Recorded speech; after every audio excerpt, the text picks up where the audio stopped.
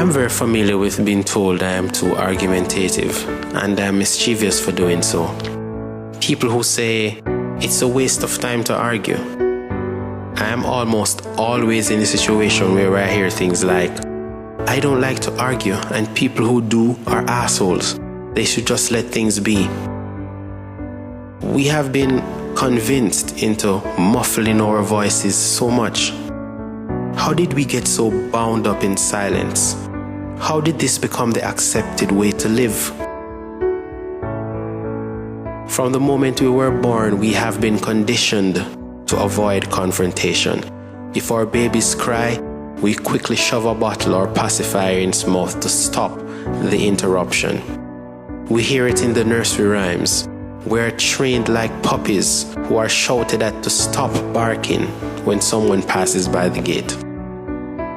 This passive lifestyle reinforced by parents, teachers, priests, community leaders who pressure us into accepting their ways, their religion, their philosophy, their values, their conventions and politics. A monopoly that creates boundaries for the mind and stand intolerant of those who dare to challenge. But our curiosity, our need for freedom is what motivates us to step outside of our little boxes we're so comfortable in, to look around, to ask questions, demand justice, to speak out, to be who you are.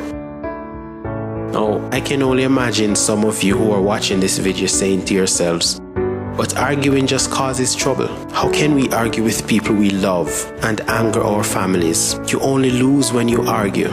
I guess we prefer to blend in out of fear that we might stand out. Why do we suppress our own authority?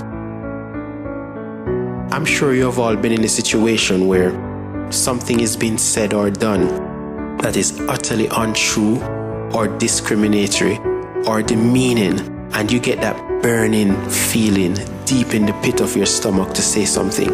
Your entire physiology trembles, nudging you to speak out. But instead you clench your fist and bite your tongue. We kill ourselves daily by passively slaving to other people's opinions, sacrificing our uniqueness, our voice, the thing that makes us, us.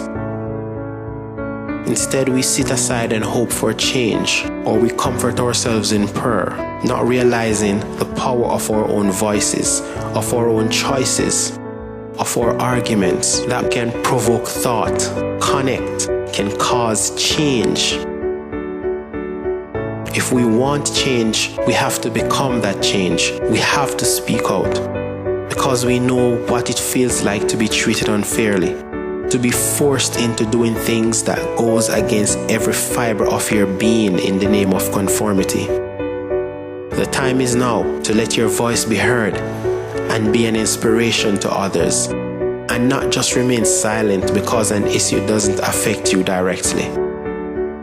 Don't worry about those who prefer to stay in the middle ground, ever so ready to criticize those who speak. As a wise woman once said, never underestimate the power of a small group of people committed to changing the world. In fact, it is the only thing that ever has.